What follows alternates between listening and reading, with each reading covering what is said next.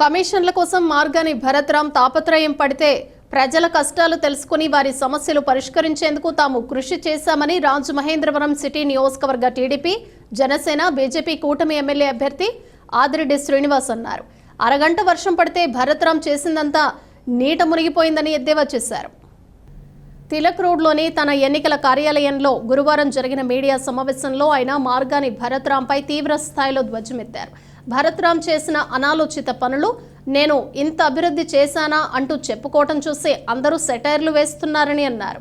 ఎండాకాలంలో కురిసిన అరగంట వర్షానికే నగరం జలదిగ్బంధం అయిందన్నారు. భరత్రాం తనను ఎమ్మెల్యేగా గెలిపిస్తే రాజమండ్రిని నెక్స్ట్ లెవెల్కు తీసుకువెళ్తానంటే ప్రజలంతా ఏదో అనుకున్నారని, ఇలా నగరాన్ని నీట ముంచేస్తాడు అనుకోలేదని ప్రజలందరికీ ఇప్పుడే అర్థమైందన్నారు. నెక్స్ట్ లెవెల్ అంటే ద్విచక్ర వాహనాలు, కార్లు కొట్టుకుపోవటమేనా భరత్రాం అంటూ ఎద్దేవా చేశారు. అరగంట కురిసిన వర్షానికే నగరంలో రోడ్లు, వీధులన్నీ గంటల జలదిగ్బంధంలో ఉండిపోయాయని, ఆర్టీసీ బస్సులోని ప్రయాణికులను ఎమర్జెన్సీ విండోలో నుంచి బయటకు దించి బస్సులను లాడుతో లాగాల్సిన పరిస్థితికి నగరాన్ని భరత్రాం తీసుకువచ్చాడని అన్నారు. భరత్రాం 25% కమిషన్ కారణంగా నగరం నష్టపోయిందని ఆవేదన వ్యక్తం చేశారు. హ్యాపీ స్ట్రీట్, ఈట్ స్ట్రీట్తో పాటు వాటర్ స్ట్రీట్ను కూడా భరత్రాం తీసుకువచ్చాడని మండిపడ్డారు. నగరంలో జరిగిన నష్టానికి భరత్రాం అధికార యంత్రాంగం బాధ్యత వహించాలన్నారు. 25వ డివిజన్లో చిన్ని అనే వ్యాపారి 5 ఏళ్ల కష్టం 70 లక్షల రూపాయలు నష్టపోయాడని, అనాలోచితంగా చేసిన రోడ్లు, డ్రైనేజీ నిర్మాణమే దీనికి కారణమన్నారు.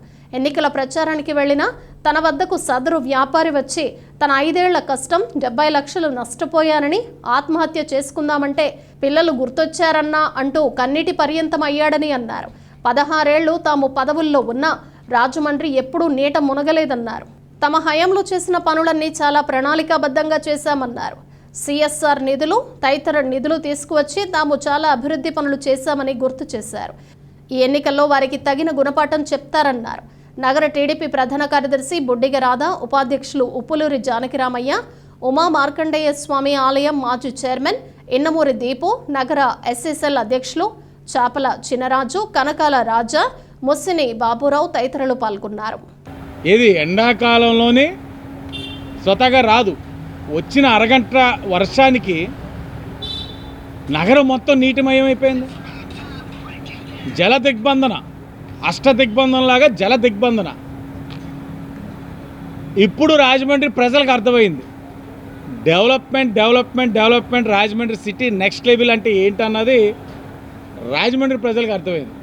వర్షం పడతా ఉంటే వెళ్దాం గంటలో ఏమైందని అని ఫేస్బుక్ ఓపెన్ చేస్తే స్వచ్ఛందంగా ప్రజలందరూ కూడా భరత్రాం ఇదేనా నీ డెవలప్మెంట్, భరత్రాం ఇదేనా నీ విజన్, రాజమండ్రి నెక్స్ట్ లెవెల్ తీసుకెళ్తా ఉన్నావు, ఇదేనా నెక్స్ట్ లెవెల్ అంటే. ఇది అరగంట వర్షం రాష్ట్రంలో చాలా చోట్ల వచ్చింది. ఇంత దౌర్భాగ్యంగా ఏ నగరం కూడా అవ్వలే. మేము ముందు నుంచి చెప్తానే ఉన్నాం, మొత్తుకుంటా ఉన్నాం. బాబు నువ్వు ఒకవైపు డివైడర్లు కట్టేస్తున్నావు, ఇంకో వైపు అనవసరమైన ఫుట్పాత్లు హైట్లు వేపేసి టైల్స్ వేసేస్తున్నావు. నీ 25% కక్కుర్తికి, నీ 25% కక్కుర్తికి వేస్తున్న యాషాల వల్ల నగరం నష్టపోతా ఉందని పదే పదే పదే పదే చెప్పాం. ఎక్కడా వినిపించుకోలే. వాళ్ళ పనులు చేసుకుంటూ వెళ్ళిపోయారు. ఈరోజు డివైడర్లో ఓ పక్కన ఫుట్పాత్, నీరెటెల్లాలో తెలియక అలా ఉండిపోవడం, అలా సందులమ్మట ఇళ్ళలో వెళ్ళిపోవడం, ఆ ఇళ్లలోకి లోపలికి వెళ్ళిపోవడం. ఏకంగా ఒక ఇంటికి వెళ్ళి మేమే నీళ్ళు తోడితే కనీసం వీళ్ళకైనా సిగ్గు వస్తుంది, ఆ వైసీపీ వాళ్ళకైనా మేమే నీళ్ళు తోడాం. హ్యాపీ స్ట్రీట్ తెచ్చాను, ఈట్ స్ట్రీట్ తెచ్చానని చెప్తున్నాడు. అలా కాదు, ఇంకో స్ట్రీట్ కూడా తెచ్చాడు ఈ అబ్బాయి భరత్రాం. వాటర్ స్ట్రీట్స్, రాజమండ్రి మొత్తం వాటర్ స్ట్రీట్స్ తీసుకొచ్చారు. దీనికి మొత్తం బాధ్యత వైసీపీ ఎంపీ భరత్రాం, అధికారులు బాధ్యత వహించాలి. మేము మా మేనిఫెస్టోలో ఓ పాయింట్ పెట్టాం, ఆరోగ్యకరమైన రాజమహేంద్రవరం అనే ఒక డిక్లరేషన్ ఇస్తూ, ఆ డిక్లరేషన్లో చాలా స్పష్టంగా చెప్పాం, పారిశుధ్య వ్యవస్థని ప్రక్షాళన చేయాలి. ఎందుకు ప్రక్షాళన చేయాలి? డ్రైన్లో ఎక్కడికక్కడ చెత్త పేరుకుపోయింది. ఆ చెత్త తీయపోవడం వల్ల రేపు చిన్నపాటి వర్షం కూడా డ్రైన్లు అన్నది నీళ్ళల్లో రోడ్ల మీద వెళ్తాయి. చెత్త అంతా రోడ్ల మీదకి వస్తుంది, అనారోగ్యమైన నగరం అయిపోతుందని మేము పదే పదే చెప్పాం. మా డిక్లరేషన్ని హేళన కూడా చేశారు. ఈరోజు ఏమైంది? డ్రైన్లో నీళ్ళు వెళ్తున్నాయా? నీరు మొత్తం రోడ్ల మీద ఉంది, డ్రైన్లో ఉన్న చెత్త అంతా రోడ్ల మీద ఉంది, ఇళ్లల్లో పోయింది. మేము దూరదృష్టితోటి మేనిఫెస్టోలో పాయింట్ పెట్టాం. ఎంత అనారోగ్యంగా ఉందండి సిటీ ఇప్పుడు, ఎంత చెత్తగా ఉంది. ఇది క్లీన్ సిటీయా? దీన్ని క్లీన్ సిటీ అంటారా? కొన్ని లోతట్టు ప్రాంతాలు ఉన్నాయి, మేము కూడా యాక్సెప్ట్ చేస్తాం. ఆ లోతట్టు ప్రాంతాల కోసమే ఏబీ నాగేశ్వరరావు పార్క్ కానీ కంబల్ చెరువు పార్క్ కానీ ఫ్లడ్ వాటర్ మేనేజ్మెంట్ కింద పెట్టుకొని వర్షం నీరు వచ్చినప్పుడు అవి హోల్డ్ చేసి ఫ్లో తగ్గిన తర్వాత అవుట్లెట్స్ నుంచి రిలీజ్ చేసేటట్లు నల్లా ఛానల్ అమ్మట గోదావరికి వెళ్ళేటట్లు ఇది ఒక ప్రాసెస్. కంబల్ చెరువులో నీరు చుక్కెళ్ళనివ్వకుండా మొత్తం తొమ్మిలావ మీద వదిలేశారు. ఏ మాట మీద నిలబడ్డాడు. 24 అవర్స్ వాటర్ ఇస్తానన్నాడు. 24 అవర్స్ వాటర్ అంటే అందరూ తాగే నీరు అనుకున్నారు. కాదు, వీధుల్లో 24 అవర్స్ వాటర్ నిలబెట్టేట్లు చేసాడు. ఈ పంచ్ కూడా మేమేలా. ఓ ముసలావిడ వచ్చి ఈయన ఆటోలో ఉంటే, బాబు 24 అవర్స్ వాటర్ అంటే ఇదేనా అని అడిగింది. భర్తరాముకు చెప్తామని చెప్పాం. ఇంకొకటి చాలా ఆవేదన చెందే విషయం, చిన్ని, ఆ అబ్బాయి పేరు చిన్ని, కాపులు 70 లక్షల వర్త సరుకు, 5 సంవత్సరాల కష్టం, 5 సంవత్సరాల అబ్బాయి కష్టం, 70 లక్షల సరుకు. అక్కడ డ్రైన్ కడుతున్నారు, 2 నెలల నుంచి కడుతూనే ఉన్నారు డ్రైన్ని. వైసీపీ నగర అధ్యక్షులు అడపహరి గారు కూడా అక్కడే ఉంటున్నారు. రోడ్డు మీద, ఆల్రెడీ బాగున్న రోడ్డు మీద అడుగున్నర రోడ్ వేశారు. ఓ పక్కన డ్రైన్ ఏమో నిర్మాణంలో ఉండి వదిలేశారు. అడుగున్నర రోడ్డు మీద ఉన్న ఫ్లో, ఆ డ్రైన్ మూసిపోవడం వల్ల ఆ ఫ్లో రెండూ కలిపి వచ్చి గొడవలో నిండిపోయింది. 70 లక్షల సరుకు కూడా నీటి మునిగింది. రాత్రి నేను ఊరేసుకొని చచ్చిపోదాం అనుకుంటున్నానండి, ఇక్కడ చచ్చిపోదాం అనుకున్నాను అని కంఠం నీరు పెట్టుకుంటే ధైర్యంగా ఉండంటే, ఒకే ఒక కారణంతో ఈరోజు నేను బతుకున్నానంటే నా పిల్లల కోసం బతుకుతున్నాను. ఈ 5 ఏళ్ళ కష్టం ఒకే ఒక వర్షంతో తీసుకుపోయింది. ఏం నిర్లక్ష్యం అండి అధికారులు. ఎవడేమన్నాడండి రోడ్డు బాగున్న రోడ్డు మీద మళ్ళీ రోడ్డు వేయడం ఏంటి? డ్రైనేజీలు 2 నెలలు కడతారండి వీళ్ళు. కాంట్రాక్టర్ కొంచెంసేపు చేస్తాడు, ఇంకో చోటుకి వెళ్ళి కొంచెంసేపు చేస్తాడు. ఇవన్నీ మేము ముందే చెప్తానే ఉన్నాం. దానిపేట ఉంది, ముక్కలుగా వర్క్ చేయాలి. ఏకంటిగా కొడిశారు. ఎందుకంటే 25% కమిషన్. కాంట్రాక్టర్లు మీరు గట్టిగా అడగగలుగుతారా?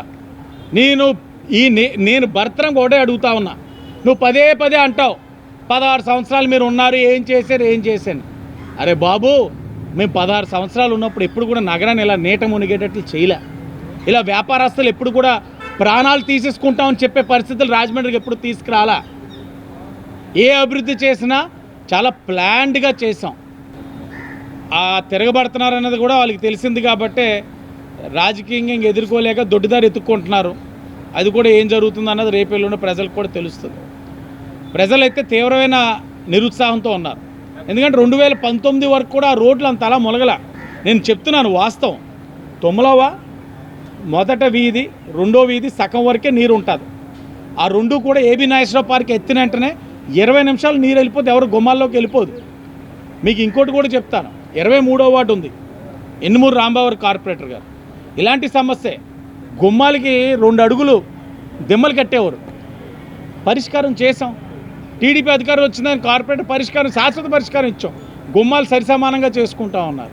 3వ వార్డు ఉంది. 3వ వార్డులోని మేము ఒక స్లాబ్ వేస్తే గుడికి, నువ్వు వెళ్ళిపోయి ఆ గుడికి నేను అన్ని చేస్తానన్నావు. వెనకాల ఇంత ఇబ్బంది ఉందని, ఈటెన్ ప్లే వల్ల చాలా ఇబ్బంది ఉంది. చెత్త పేరిపోయి డ్రైనేజ్ వాటర్ వెనక్కి తన్ని అందరికి ఇళ్లల్లోకి వెళ్ళిపోతుంది, పాములు వచ్చేస్తున్నాయని ఎన్నిసార్లు మాట్లాడినా ఆ వెనక వీధికి వెళ్ళలేకపోతున్నావు. కానీ ఆ ఈట్ స్ట్రీట్ మీద ఉన్న మోజు ఈ ప్రజల మీద లేదు. చూసాంగా, అంతేగా, అభివృద్ధిని చూసాం, అంతేగా. ఓటేస్తారు, బాగా పోటేస్తారు. సిద్ధపడ్డారు ప్రజలన్న. ఏంటి ఇది అభివృద్ధా?